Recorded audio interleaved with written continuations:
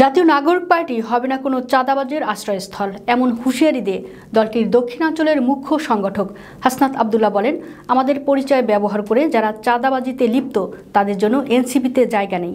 সোমবার বিকেলে ময়মনসিংহের টাউন হল মাঠে আয়োজিত এনসিপির জুলাই পদযাত্রা ও পথসভায় এই মন্তব্য করেন তিনি। ভারী বৃষ্টির মধ্যেও আয়োজিত এই জনসভায় তিনি বলেন, নতুন রাজনৈতিক বন্দোবস্তের কথা বলে কেউ যদি চাঁদাবাজিতে জড়ায় তাকে আমরা সহ্য করব না। আমাদের লাখ লাখ কর্মী নয়, চাই সৎ ও নিষ্ঠাবান কয়েকজন। নিজ দলের কিছু নেতাকর্মীর সমালোচনা করে হাসনাত বলেন, অনেকেই শুধু ফেসবুকে সেলফি তুলে সেলফি বাণিজ্য করে, বাস্তব কর্মসূচিতে পাওয়া যায় না। এ ধরনের তেলবাজ সেলফিবাজ সংস্কৃতি এনসিপিতে চলবে না। সভায় এনসিপির আহ্বায়ক নাহিদ ইসলাম বলেন, জুলাই সনদ হতেই হবে 5 আগস্টের মধ্যে। আমরা চাই সাংবিধানিক প্রতিষ্ঠানগুলো, নির্বাচন কমিশন, দুদক ও পিএসসি নিরপেক্ষ নিয়োগে একটি নতুন কমিটি হোক। জনগণের আকাঙ্ক্ষা পূরণেই আমরা জুলাই পদযাত্রা করছি।